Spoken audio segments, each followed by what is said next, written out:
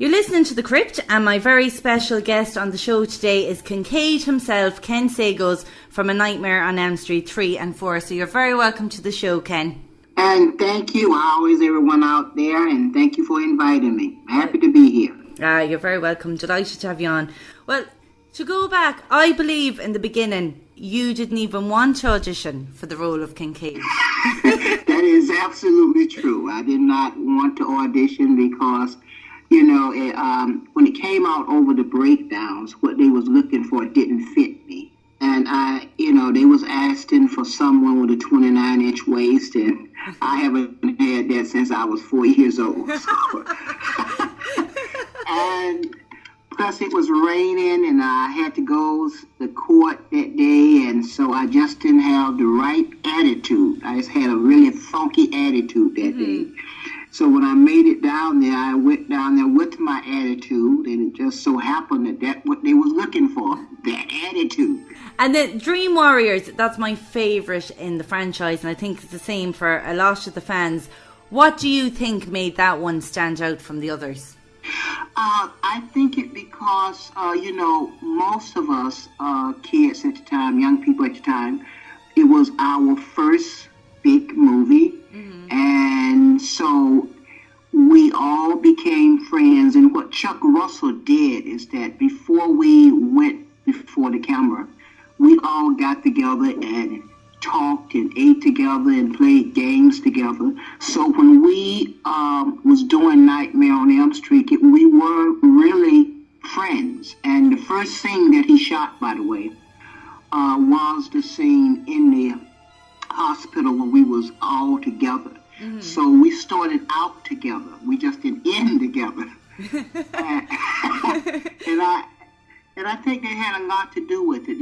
Robert Englund was like a big brother when he wasn't Freddy Krueger. Yeah. And Heather Langenkamp was a big sister throughout the whole film. So you had that bond off screen, and it clearly came across on screen then. Yes, we had a bond. And we're still, when we see each other, we don't see each other nearly as much as we would like to. But when we see each other, it's often like we just saw each other last week. Oh, that's lovely. And then how important do you think it is to have Wes Craven involved in the making of an Elm Street movie? I think it's very important because by him being the creator, he was the seed. Everybody else cultivated his seed, but he was the seed, and he is the seed. So, you can't go, he brings life to it. He have nuances in his head that others don't have. Because this is his baby. Let's be honest. This is his baby. And then how did you feel being the first African-American actor to survive in a horror film and return for a sequel? You know what, Rita? When I was doing this film, I had no idea what I was doing, what was being made. I'm grateful now. And I wasn't just a hero to African-Americans. I was a hero to minorities all over the world. That was watching me, and because it was something, it was another culture there, and so I feel great that there's a legacy that I have that can never be taken away, by the way. That's it. But it's something that I tell my children, and everything, that I was the first. Well, that's it. It's something to be proud of. Yes. Ye filmed the movie in an old abandoned veterans hospital. Was that spooky, like, to be going to work in a place like that? It wasn't spooky. It was at UCLA, by the way. It was that hospital out by UCLA, so it was on a college campus. But it wasn't spooky. The spookiest one to me was when we did the other scenes, which was a warehouse downtown. But in a way, let me go back and say something, because I remember when I first came to the set that day, I came early, and I didn't want to be late, so I got there before the crew got there, and I walked in. So it was kind of spooky because it was an empty hospital. But I think I've told you, I certainly have spoke about it. I had never seen or watched a Nightmare on Elm Street film. So I was walking into something that I did not know anything about. So I didn't have that feel at first about Nightmare on Elm Street. So some of my reactions was real reactions because I didn't know. I bet you didn't think that all these years later you'd be still doing interviews about that movie. Not doing interviews. I go across the country sometime. 2 years ago, I went to Australia, and last year I went to Germany, and I love going out the country talking about this movie. I get fan mail from Sweden, from Denmark, from South Africa, from Taiwan. I still get all of those letters from not just older people, but young people now who are discovering Nightmare for the first time. I believe Lawrence Fishburne, he helped you out a lot on set. Oh, yes. You see, when I first started doing Nightmare on Elm Street, I had no idea what physical comedy was. Physical acting was. So, like I said, the first scene that we shot was the scene when we were all in the hospital room together. And my famous line, F you sit down. Well, when they was carrying me out of the room, I was literally physically with them. Ain't nobody gonna put me asleep. Yeah. So after about because, I was kind of stocky and strong, so I literally was throwing them all across the place. So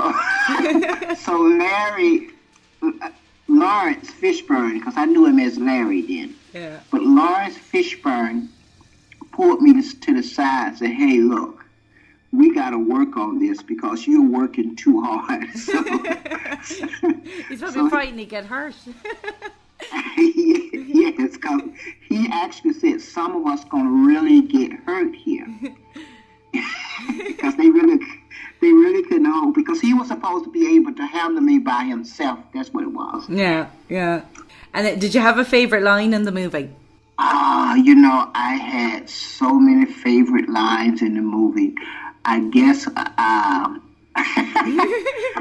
there's about 18 of them, right? Because I have them all written down. Hey, Freddie, where you at, you burnt face? I don't know if I can say those words. We'll bleep you out. Where you at, you burnt face? Bleep.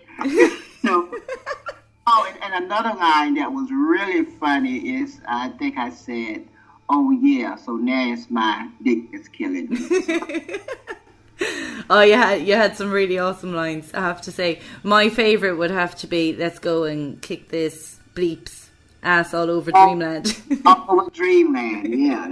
That was a funny one too. The F and A, if you know what it is, F and A.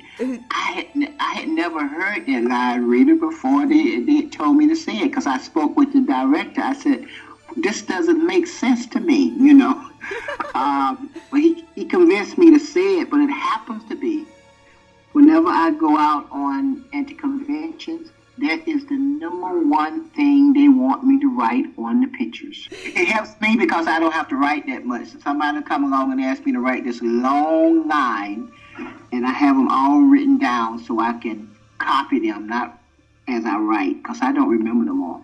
We was at a convention. It was really funny because we was at this convention, and it was the contest who could say the most lines between me and the competitor, and I never win. Oh, that's gas. I never win. I honestly never win. You know how we be faking it and letting the other person win, but I never win. No, you'd have to start practicing. Do you do many conventions? I don't. I try to do at least about 2 or maybe 3 a year. So this year I think I'm doing 3 conventions, and they're all going to be in October. But I would love to come out there. Oh, if they have a horror convention out there, please tell them to contact me. Okay. Anybody out there, if you have a convention that's outside the United States, I love to travel outside the country. So anybody out there listening in the world, Kincaid, Ken Sagoes want to come to your country. It's just a phone call. I would be there. Did you keep anything from the set? Any memorabilia? As I said before, if I had known that Nightmare on Elm Street was going to be such a cult film, I would not have thrown anything away. I would not have thrown the underwear I was wearing away. Bags full. But I had a few things, and they a couple of things actually I'm auctioning off on eBay to help raise money for this short film I'm trying to do, and that's a comic book. And I do have one jacket that I wore. I still have it. And I did actually wear it in that Nightmares movie, but I wore it during a couple of interviews. That's what they had me wear when I was doing the interviews. But I still have that. Mm-hmm. That's good. And then, have you seen the remake of Nightmare on Elm Street? And if so, what did you think of it?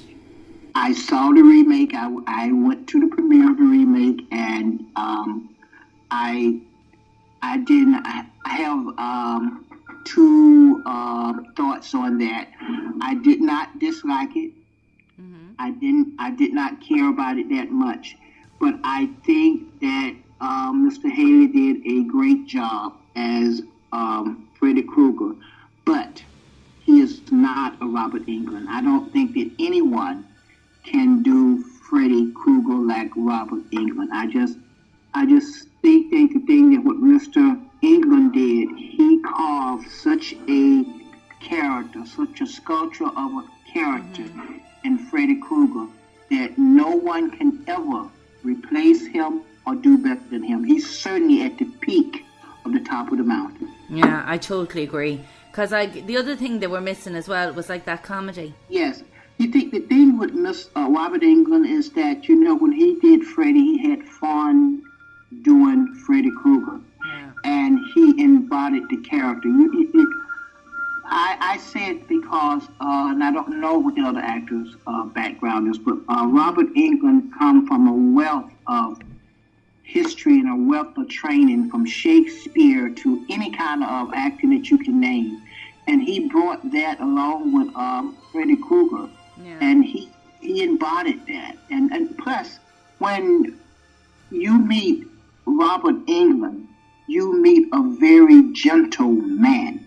Yeah. A very gentle man. So when he did Freddy, he went to the complete opposite. So to come to the middle and be so profound as a character like that, very few people that can do that. So to go back to the remake, I don't think the remake was bad. I just think that, you just had a lot to compete with. Yeah. But also, what I did not like, is that I thought that it would have been some better special effects in the movie. Yeah. But it wasn't. It wasn't creative at all to me. Yeah. And then, could you talk a bit about your Giving Back Corporation? My Giving Back Corporation is that, it's the one thing that I try to do is that I remember as a child when I did not have, and a lady helped me and some people helped me, and I promised God that if I ever got to a point in my life, I was going to always give back to some children, because I was one of those children that cried a lot because I could not get my dreams or get the things that I needed. And so in 1997, I started an organization called the Giving Back Corporation, where during the summer I send kids to camp, and during the regular school days I pay for tutors to help them with their classes, with their math, what they're having problems with.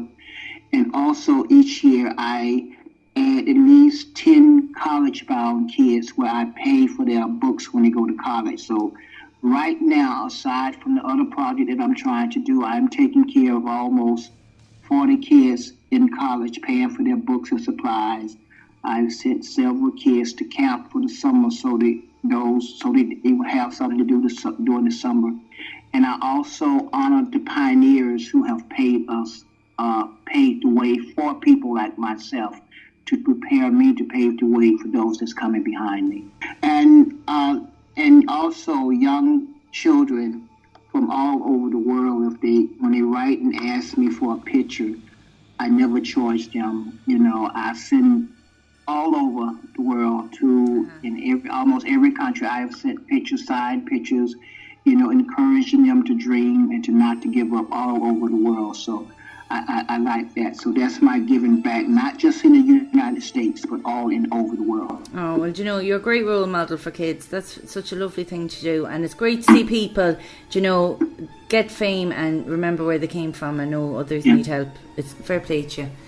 No, I like to say that, you know, when people say it's a great thing as to what I do, it's really a great thing in what I was taught to do. Yeah. So if you feel that I'm giving back and the kindness that I'm doing to give back, it's really a reflection of those who passed the baton to me. Yeah. And so this is what I'm doing, is passing the baton to others, and hopefully those under me, and hopefully the young people under me, they would do the same thing. So that is why I reach out to people all over the world, you know, and I just send them just encouragement, you know. It's the whole idea of paying it forward. Yes, yes, it's the whole idea. And then at the moment, you're working on a short movie called The Secret Weapon. Now, you've described this as a story that needs to be told. So can you tell us a bit about the storyline?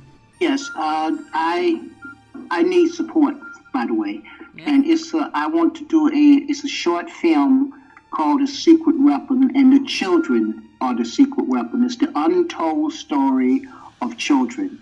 That in 1963, there was some children that gave power back to what we know in the world as the Civil Rights Movement. Well, it was like Dr. King and all of them was fighting for civil rights in 1963. Well, what had happened is that the civil rights movement was not as powerful as it was, and no one knew what they could do. With the children, as young as 4 years old, they took to the streets and they went head to head with the legendary racist Mr. Bull Connor, who I consider to be the first Freddy Krueger. So, so, you know, this may not be a horror story, but what was happening to those kids to keep them from dreaming was a horror story. For those who don't know, I am an award-winning writer. I wrote a Disney film. I won the Cable Ace, which is an Emmy these days. And it's a story, a powerful story about children that can be shown all over the world, because when these kids in 1963 took a stand, it made everybody all over the world take notes. Your country, England, Germany, they all called President Kennedy and said, "What are you doing to your children in America?" This is how America treat their children. It is those children that made President Kennedy take notes. It was the children that gave the momentum back for the march to Selma in Alabama.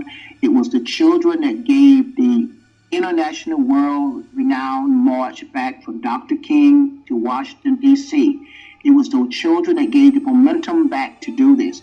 And also, it was the children that gave the momentum to get the Civil Rights Bill of 1964 signed, which is 50 years this year, by the way. And so it's never been told. That is the one piece of history that has not been told, and it's about children. As you can see, I'm a big fan in showing the positive of children. And so I need the help. Rita, I'm very short in pledges and donations, and if everybody who's listening, if you could just send me $1 or $5, I need $20,000 more dollars to be able to do this short. If I don't get this amount of money in 18 more days, I get nothing. And I get nothing. You have it up on Kickstarter. That's the world's largest platform for funding creative projects such as your own. So people can go on there, and there's various different pledges you can make from small to large. And then, yes. And then, of course, you're selling some memorabilia from your own collection. Yes, I am. Yeah. You know, if you go to Kickstarter, type in The Secret Weapon by Ken Sagoes, and it'll come up. And you'll hear a wonderful story. You'll hear children talking about how this script made them feel good and why it needs to be done. There's some wonderful gifts that you can get depending on the level of pledge that you make. And, and I just, if it means that I'm pleading, I am. I really need the help of the people of the world. If you can, help me get the funds to make this here. A lot of people don't believe I'm going to do it, but I believe that I can do it. I have 18 days to do it. I've seen this year, we have a website like that here in Ireland called Fund It, and I've seen so many projects get off the ground from the support of people. It's just getting the word out and getting as many people as possible to know. And there's so many people who listen to the show now who are major Nightmare on Elm Street fans, and you've loads of fantastic signed photographs from various cast members, so they can get their hands on that and help out a great cause at the same time. Yes, it's a great cause. And you can also go to the Sagoes Company, that's my web page, and that will take you to the Kickstarter. But the bottom line is just to go to Kickstarter. You can also go and talk to me on Facebook. I talk to everybody who reach out to me on Facebook. And, I can't, talk as long as others might want me to talk, because sometimes there'll be 50 to almost 60 people. I think it was 61 people was the record that was trying to talk to me at one time. Oh, my God. But I will, if you send me an email, I will get back to you. Oh. But right now, I'm pleading for your support,